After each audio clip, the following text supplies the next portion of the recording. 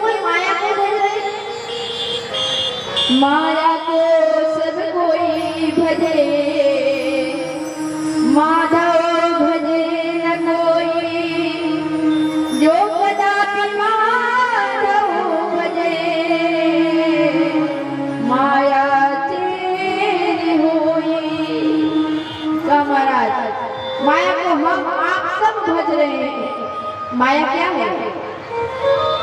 अरे मृग कृष्णा, पता चलता महाराज वो मृग के नाभि में कस्तूरी छिपा है, लेकिन सुगंध से बावली ले गई और चारों ओर कस्तूरी ढूंढ रही कहीं तो मिले, लेकिन वो खुद के पास ये पता ही नहीं। मृग कृष्णा कैसा है? जब रेगिस्तान में आप जाओगे ना तो दूर में पड़ते तो होगा कि वहां लगता है कि जल है। गर्मी के दिनों में जब सड़क पे चलोगे ना तो लगेगा कि महाराज दूर कहीं पानी है, लेकिन जब सामने जाओ तो बिल्कुल सूखा पड़ा हुआ है। भगवान ने कहा भैया मेरा नाम लेना है तो मेरे साथ लग जाना पड़ेगा। सुदामा जी मुंह के आज बड़ा सुंदर 2 दाना निकाले, भगवान को भोग लगाया है। और जब भोग लगाकर उठाने लगे तो एक दाना भगवान को समर्पित कर दिया चावल का, और एक दाना में 2 टुकड़ा किए, आधा अपनी पत्नी को दिया और आधा स्वयं खाया।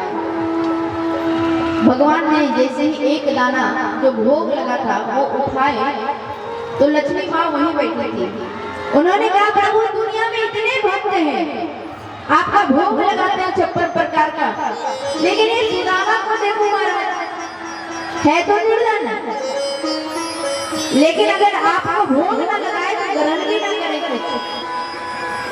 और इतना सुंदर आज प्रसाद उन्होंने लगाया है चावल के एक दाना को, तो भगवान नारायण ने चावल के एक ही दाना को 2 टुकड़ा किए, आधा खुद खाए और आधा लक्ष्मी जी को दिया। लक्ष्मी जी ने जैसे ही दाना को मुंह में रखा, भगवान नारायण कहने लगे लक्ष्मी ये जो दाना आप पा रहे हो ना, इस दाना का मूल्य बहुत ऊंचा है और समय आने पर आपको चुकाना पड़ेगा। आज सुशीला ने देखा महाराज बच्चे भूखे हैं, तो सुशीला ने कहा अरे पतिदेव मुझे तो पता है कि आपके जो मित्र है ना वो द्वारकाधीश है, एक काम करो जाकर उनसे एक बार मिल आओ। सुदामा जी ने कहा अरे भाग्यवान, आप मिलने के लिए भेज रही हो, अच्छा बात है मैं मिल कर आऊंगा, लेकिन अगर आप सोच रही हो कि मैं कुछ मांगू तो ये हमसे नहीं होगा।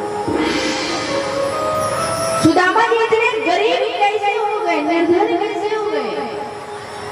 कहते हैं कि एक दिन जब भगवान द्वारकाधीश और सुदामा जी एक साथ गुरुकुल में पढ़ रहे थे, तो एक दिन गुरुजी ने हाथ में कुछ चना दिया और कहा जाओ जंगल से लकड़ी काट के ले आओ।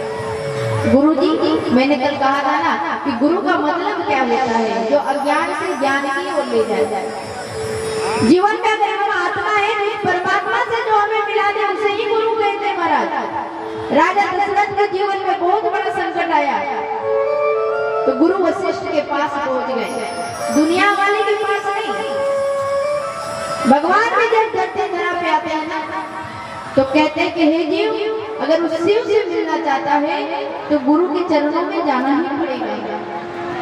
हे नर उस नारायण से मिलना चाहता है तो तुझे गुरु के चरणों में जाना ही पड़ेगा महाराज।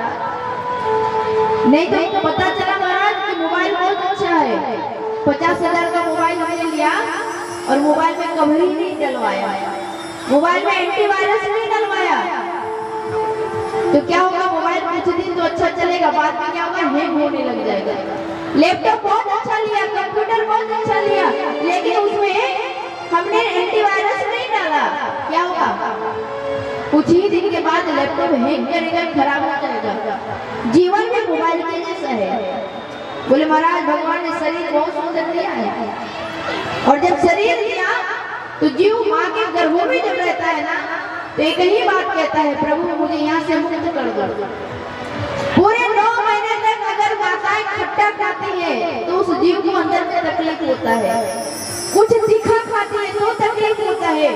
और महाराज माँ की वो गर्भ नर्क रूपी होता है, जहाँ छोटा छोटा कीड़ा उस जीव को काटता है, तो भगवान से वो जीव हाथ जोड़कर कहता है कि प्रभु मुझे इस नर्क से मुक्त कर दो। और उस समय भगवान उसे पूछते हैं कि बता, तुझे मैं यहाँ से मुक्त कर दूंगा तो तू क्या करेगा? और जीव माँ के गर्भ में हाथ जोड़कर एक ही बात कहता है कि प्रभु मैं जब यहाँ से निकलूंगा ना तो तेरा ही नाम लूंगा। लेकिन बच्चा जैसे ही जन्म लेता है महाराज, क्या करता है? रोने लगता है। क्या बोलता है? कहाँ कहाँ? और तब भगवान मुस्कुराने लगते हैं। देखो थोड़ा देर पहले बोला था तुम्हारा भजन करेंगे, लेकिन ये बोल रहा है मैं कहाँ हूँ, कहाँ हूँ, कहाँ हूँ। क्यों? क्योंकि जीवन में उसने गुरु नहीं किया है। वो छोटा सा जीव गुरु नहीं करता है। और मनुष्य के जीवन में जब कोई गुरु आ जाते हैं ना तो जीवन सार्थक हो